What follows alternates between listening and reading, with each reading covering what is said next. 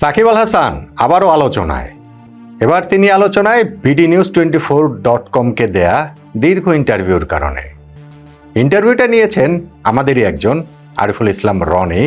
রনির সেই ইন্টারভিউতে সাকিব গত 2 বছরে তার অবস্থানের অনেক কিছু যেমন স্পষ্ট করেছেন, তেমনি তাকে ঘিরে যেসব ঘটনা প্রবাহ ঘটেছে সেইখানেও আরও অনেকের ব্যাপারও আসলে স্পষ্ট করে দিয়েছেন। সাকিবের চাওয়াটা বোঝা যায় ওই ইন্টারভিউটা পড়লে, তার ভবিষ্যৎটা কীরকম হবে বলে তিনি ভাবছেন সেটাও পড়ে নেওয়া যায়। তবে আসলে সেটা বাস্তবে কতটা সম্ভব, চলুন সেগুলো নিয়ে কিছুটা আলোচনা করি। প্রথমত, সাকিব আল হাসান বাংলাদেশে ফিরতে চান, বাংলাদেশের জার্সিতে আবার খেলতে চান। এই কথাটা তিনি অনেক ইন্টারভিউতেই অনেকবার বলেছেন, এই ইন্টারভিউতেও সেইটা তিনি পুনর্ব্যক্ত করেছেন। কিন্তু সেই ফেরার প্রসেসটা আসলে কি, তার সঙ্গে কার যোগাযোগ হচ্ছে, কি যোগাযোগের জায়গাটা হচ্ছে, এই যে আমরা কয়েকদিন পর পরই শুনি যে গত 2 বছরে আমাদের ক্রিকেট বোর্ডে 3 বার বদল হয়েছে, এখন হিসাব করলে 4র্থ বোর্ড, বিভিন্ন রকমের যে হিসাব শুনি যে সাকিবের সঙ্গে এর কথা হচ্ছে, ওর কথা হচ্ছে, এর আলোচনা ওর আলোচনা হচ্ছে, ফাইনালি গিয়ে এগুলোর রেজাল্ট কিন্তু খুব একটা কিছু না, আশাপ্রদ কিছু না। আমি আমার অনেক আলোচনাতে এটা বলেছি যে সাকিবকে নিয়ে এরা সবাই আসলে স্টানবাজি করেন, এরা সবাই আসলে ভণ্ডামি করেন। এগুলো আগের বোর্ডের ক্ষেত্রে, আগের যে স্পোর্টসের মন্ত্রণালয়ের ক্ষেত্রে সেগুলো আসলে প্রবলভাবে সত্যই ছিল।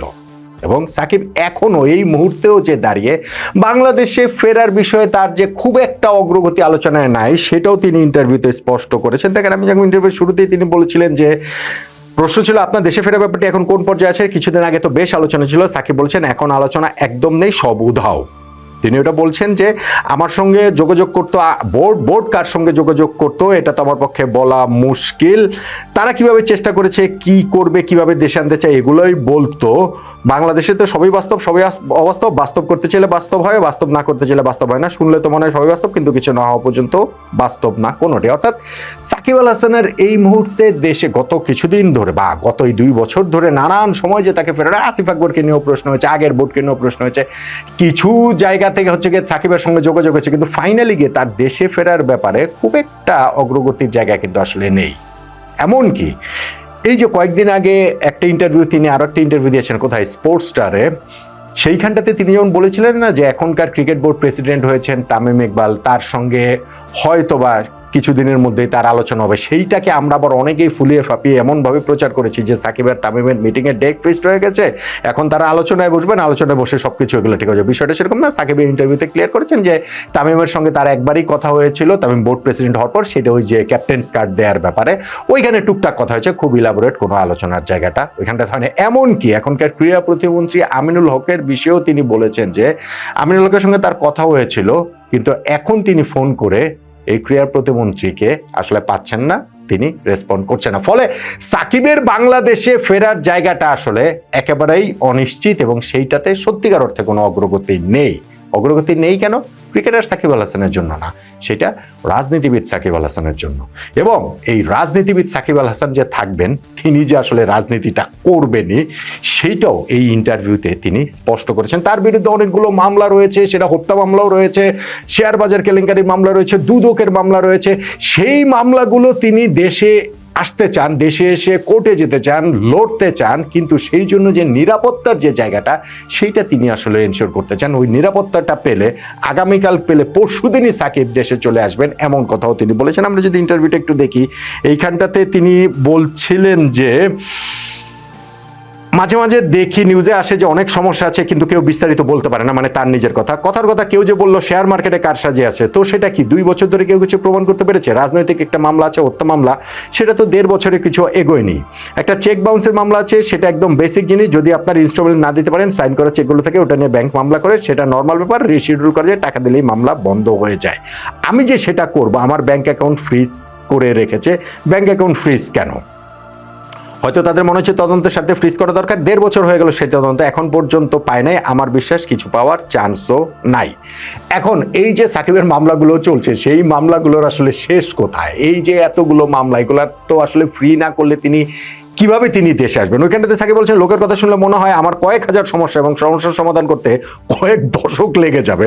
আসলে ইচ্ছা থাকলে কতদিন লাগতে পারে, তদন্ত করে দোষ প্রমাণিত হলে অ্যাকশন নিন, তদন্ত কিছু না পেলে ক্লিয়ারেন্স দিন, রিলিজ দিন, আমার অ্যাকাউন্ট ওপেন হয়ে গেলে রিশিডিউল করে আমি কালকে এটা জমা দিয়ে পরশুদিন মামলাগুলো তুলে নিব। হত্যা মামলাটার কথা তিনি বলেছেন যে সেইখানটাতে যে ঘটনা আদাবরে যে ঘটনাটায় তার বিরুদ্ধে হত্যা মামলা হয়েছে, তিনি বলছেন যে ওইখানে তো জীবনে গিয়েছি বলে মনে পড়ে না, আমার সম্পৃক্ততা যদি না থাকে তাহলে তদন্তকারী কর্মকর্তা প্রতিবেদন দিতে পারে যে এটাতে তার যোগসূত্র নেই। এটার জন্য কতদিন লাগতে পারে? 2 বছর হতে চলেছে। আরেকটা খুব ইন্টারেস্টিং কথা বলেছেন, সাকিব বলেছেন তারা যদি মনে করে যে, আর যদি তারা মনে করে আমি কানাডায় বসে ফোনে ফোনে দুনিয়ার বিশাল একটা মাফিয়া গোষ্ঠী নিয়ে বিশাল একটা করেছি, সেটি দিয়ে তারা প্রমাণ দেখায়, তাহলে ঠিক আছে, বিচার করুক, সদস্য থাকলেই তো হয়। সো এই যে মামলাগুলোর বিষয়ে, সেই মামলাগুলোর বিষয়ে আসলে সাকিব গ্রেফতার হওয়ারও ইনফ্যাক্ট আশঙ্কা আছে কিনা বাংলাদেশে আসলে, সেই বিষয়ে তিনি বলছেন যে এখন তার কোনো কিছু অস্বাভাবিক মনে হয় না, যদিও আমি আশাবাদী যেরকম কিছু হবে না, যতক্ষণ না আমার দোষ প্রমাণিত হচ্ছে সমস্যা হওয়ার কথা না, কিন্তু অনেক কিছুই আমি ভাবতাম একরকম, এখন হচ্ছে আসলে আরেক রকম। তিনি বলছেন যে দেশে ফেরার আশা তার পুরোপুরি আছে, আমি ফিরবো, আশা করি তাড়াতাড়ি ফিরবো, কোর্টে যাব, মামলা লড়বো, কোনো সমস্যা নেই, কিন্তু আমার নিরাপত্তা তো দিতে হবে, এটুকু তো আশা করতেই পারি। আমি বলছি না যে নিরাপত্তা মানে আমার জন্য রাস্তা বন্ধ করে দিতে হবে, পুলিশের 4টা গাড়ি সামনে থাকবে, ওরকম না, তবে একটা স্বাভাবিক নিরাপত্তা তো রয়েছে, আইনি প্রক্রিয়া শেষ না হওয়া পর্যন্ত হয়রানি করবে না, ব্যাস এতটুকু তো আশা করতে পারি সাধারণ নাগরিক হিসেবে, সেই আশাটা তিনি করছেন। হয়রানি না করার নিশ্চয়তা যদি কালকে দেওয়া হয় তাহলে পরশুই দেশে যাব আমি। এখন সাকিবের যে চাওয়ার জায়গাগুলো, এই যে সাকিবের কথাগুলো, এই যে মামলার যে বিভিন্ন বিষয় রয়েছে, সেই চাওয়াটা কি আসলে অযৌক্তিক? সত্যি সত্যি তো একটা মামলার আসলে শেষ হতে, চার্জশিট হতে, এইখানে সম্পৃক্ততা রয়েছে কি নেই, এটা আসলে কতদিন লাগে? আজকে 1.5 বছর 2 বছর হয়ে গেছে। সাকিব ওই হত্যা মামলা, তিনি আদাবরের একটা হত্যা মামলার আসামি, সেই নির্দেশ সাকিব কানাডায় বসে দিয়েছেন, এইটা আসলে পাগলেও বিশ্বাস করবে না। রাজনৈতিক উদ্দেশ্য প্রণোদিত মামলা, হ্যাঁ কিছু মামলা রয়েছে, শেয়ার বাজারের মামলা রয়েছে, দুদকের মামলা রয়েছে, তো এরকম মামলা তো আরো অনেকে রয়েছে। সাকিব তার ইন্টারভিউতে বলছেন তারা ব্যবসা করছেন, ঘুরে বেড়াচ্ছেন। সাকিবের ক্ষেত্রে সেটা আলাদা হবে কেন? সাকিবের ক্ষেত্রে সেটা আলাদা, কারণ তিনি সাকিব আল হাসান বলেই, এবং সেই জায়গাটাতে তার ওই রাজনৈতিক সম্পৃক্ততার বিষয় চলে আসে। সেই রাজনীতির কারণেই ইনফ্যাক্ট সাকিব আল হাসানকে কি ফিরতে দেওয়া হচ্ছে না নাকি, এবং সেইখানটা থেকে কি বলা চলে যে এই এরপরে গিয়েও যে তার রাজনৈতিক যেই রাজনীতিটা তিনি করছেন সেই রাজনীতি থেকে তিনি সরে আসবেন না, ওইটা তিনি বলেছেন। সাকিব আল হাসানের রাজনৈতিক ভবিষ্যৎকে এই প্রশ্নের উত্তরে সাকিব বলেছেন, কিছুদিন আগে একটি সাক্ষাৎকার বলছি রাজনীতির জন্য আজীবন সময় আছে, আপাতত ক্রিকেট খেলে যাচ্ছি। সেখানে বলেছিলেন যে ওইখানে বলেছিলেন যে প্রশ্ন হচ্ছে গেলে আপনার একটা দল আছে, ওই দল মানে আওয়ামী লীগের প্রতি কি আপনি প্রতিজ্ঞাবদ্ধ? সাকিবের উত্তর হচ্ছে সেটাই তো হওয়ার কথা, তাই না? আমার এত দল পরিবর্তন করার শখ নাই, ইচ্ছে নাই, এবং কোনো কালে ছিল না। আমি একটা জিনিস কখনো করিনি, আমি যদি ছোট একটা দলেও কোনোদিন নাম লিখেছি তো ওই দলের প্রতি অনুগত ছিলাম, পোল্টিবাজি করার অভ্যাস আমার নেই। অর্থাৎ এই জায়গাটাতে সাকিব আল হাসান তিনি রাজনীতি করবেন এবং ভবিষ্যতে তিনি আওয়ামী লীগের হয়ে রাজনীতি করবেন বলে